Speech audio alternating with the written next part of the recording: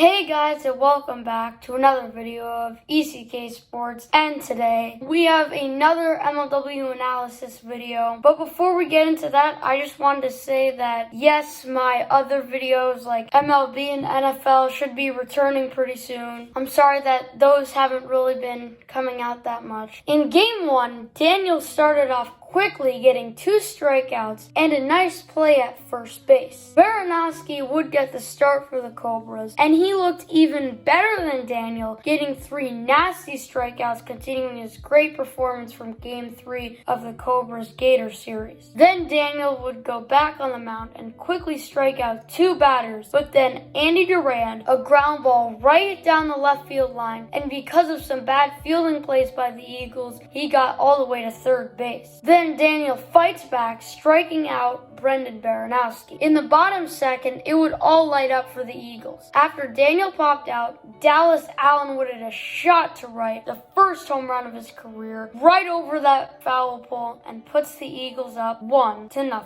But then Neal Smith does no different, hitting a deep homer over the left field monster, the second of the season. I did not expect this from Neal Smith. He has definitely proven me wrong. And honestly, I didn't even expect him to hit 1 home run this year, but he's already hit 2. Then a little later, Allen gets a nice single up the middle, but then the Red Baron fights back, striking out Neal. Daniel would close it out, getting the Eagles their first win of the season. Daniel won 3 innings, not giving up a single earned run, and got 7 strikeouts, and only allowed 1 walk and 1 hit. Very good start from Dan. In Game 2, Drew Davis would be the starter. He started off walking Daniel, which would put 1 on for Dallas Allen. Dallas popped up into foul territory, but then Drew caught it and threw it right to Andy, who put the peg on Daniel's leg to complete the double play. Drew then would close out the inning, throwing a nice pitch to Clayton Price. Daniel would be the Eagles' Game 2 starter, but it wouldn't start out pretty for him, as right away, Drew Davis hits a leadoff home run,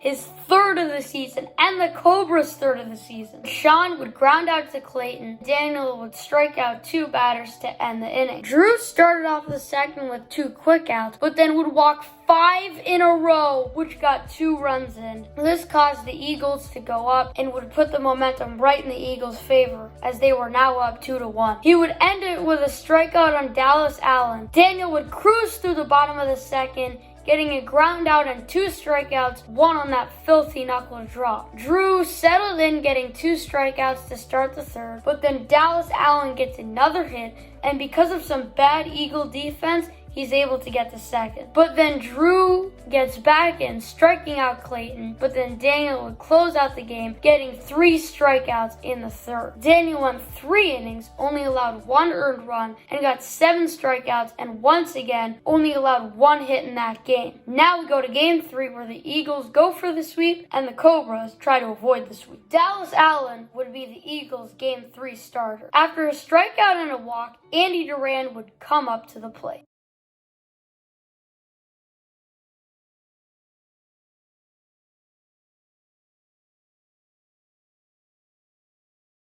Some very bad defense by Neal Smith on that play there, and that's going to be a common theme in this game. Dallas would walk 2 more batters, but then fight back to strike out 2. Drew Davis would be the Cobras' Game 3 starter, and he had a great first inning, catching a pop-up and getting 2 very good strikeouts. But then Dallas would continue pitching, starting off the inning with a walk, but then coming back with a strikeout. Later in the inning, Andy Durand gets a great hit and loads the bases up for Baranowski. Baranowski would walk and get an RBI out of it. Dallas would end up the jam, striking out Drew Davis and Gus. Drew would start off the inning getting 2 quick outs, but then Dallas Allen on a 3-0 pitch hits a line drive shot into right field, his 2nd of the series and his 2nd of the season. This kid is going to be an awesome player at MLW. He's only 15, so he's going to be in this league for a long time, and he's definitely going to be a big spot for the Eagles for many years to come. But then Andy Durand hits it to Neal again, and Neal makes another bad play, but it didn't matter because they got Andy out anyway.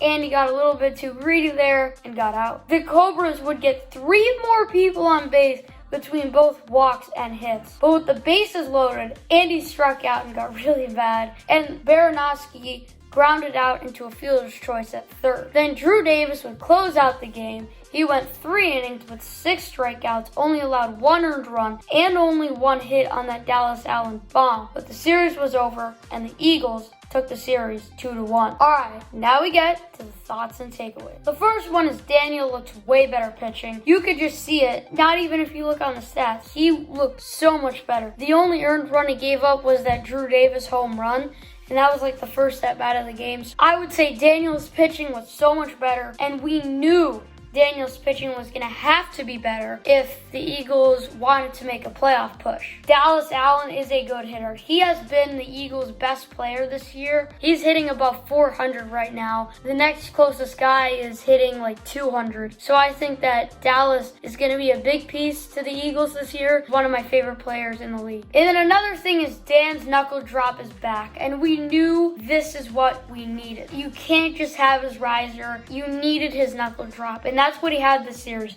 That's what he had in 2019 when he had a .170 ERA. Last year's knuckle drop was off the entire year. And in the first series this year, it was off too, but now it's back on. Another thing is Dallas is a solid pitcher, but he needs to be way more accurate. I believe he had 8 walks. I'm sorry, but you just can't have 8 walks, and that was a problem for him against the D-backs too. But again, he is a rookie, and it's a very small strike zone, so I really don't blame him. I think it'll just take him a little bit, but by the end of the season, he's going to be locked down. Or maybe it'll take him a full year. Maybe he won't be on the strike zone until 2022, kind of like Jason Chadwick. So he's going to find the strike zone soon, but maybe it won't be now. Neal Smith has a lot of power, but besides homers, hasn't been great. Now, Neal's only had 2 hits this year, both are homers. He still is not a good hitter. You still have to make contact and hit the ball. Now, he has had some ground outs, but again, he hasn't gotten hit. So I think Neal is much improved. He is still not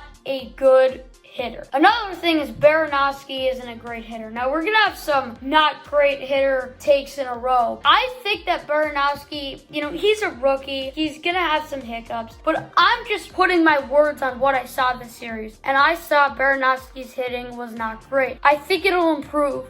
As it was pretty solid in the first series. It was not that great this series. Daniel's hitting. I don't know what's going on with it. It's not in a good spot right now, and he needs to have this be better. Can you really trust a rookie to be your best hitter? I'm not sure. It's just like the Magic last year. Can you really trust a rookie to be your best hitter and really your best player? Daniel's hitting needs to improve. He has not had a hit this year, and all I know is his batting average is going to be low. We know it is, because if you start out the season like this, it's hard to get those stats back up. The MLW offense was way down this series. I believe 8 runs this series. That is the least by a mile this year. Everybody that pitched in the series had quality starts. 6 quality starts. Never happened this season. Because a quality start is when a pitcher gives up 3 or less earned runs. Every single time this series, someone did that. And this is what we saw a lot last year. Will this continue? I hope not, but I think it probably will. Neal Smith, I don't really have to talk about this much. His fielding in Game 3 may have costed the Eagles the sweep. If his fielding was better, the Eagles may have swept. I'm just saying. And then Andy, still amazing, shows that this series. He showed that last series.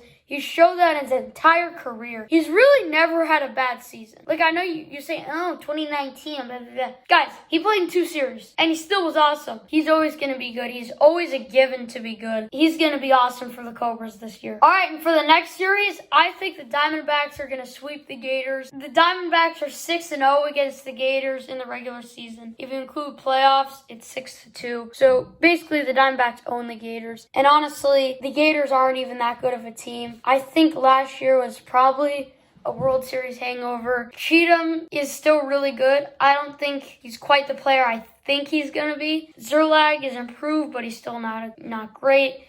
And then Jorgensen, awful. Thank you guys for watching, and if you did enjoy, make sure you slap a like and a subscribe. And yeah, I'll see you guys next time. Peace. Swing a fly ball to the right side. Drew Davis makes the play. Daniel tags. He's swing a drive. Neal Smith home run. Back to back. Go the Eagles.